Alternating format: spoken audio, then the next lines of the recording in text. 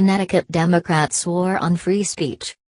Along with my friend and colleague, Connecticut State Representative Rob Sampson, I've been charged with a violation of campaign spending statutes by our state elections enforcement authority.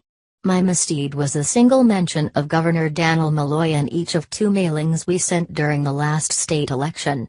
In one flyer, we used the phrase Malloy's bad policies, in the other, Malloy's tax hike.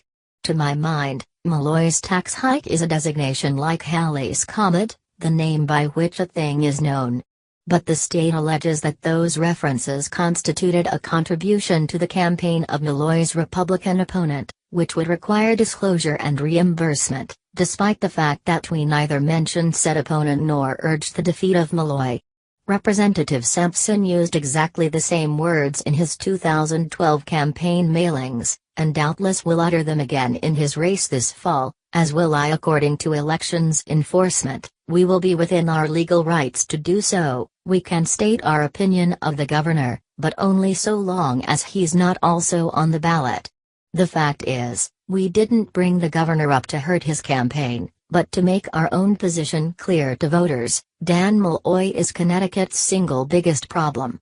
His enormous tax hikes, the 2 largest in state history, one each passed immediately after his election and re-election, his reckless borrowing, and his refusal to reduce the size and scope of state government have brought our state to the precipice. Prohibiting us from sharing with voters our opinion of the governor would deprive them of the most important piece of political information we can offer. Such a capricious restriction on explicitly political speech seems unlikely to hold up in court. Perhaps that's why the state has tendered us a weaselly settlement, offering to waive any potential punishment if we will simply confess our sins. Of course, most accused candidates signed it. Who wants to go through a legal dispute with the state? For that matter, who wants to cause trouble for a campaign treasurer? Ours had no part in the decision either to produce the literature in question or to spurn the proffered settlement, yet they are also charged in the action. Our decision to fight elections enforcement over a matter of principle leaves our treasurers subject to any penalty imposed on us.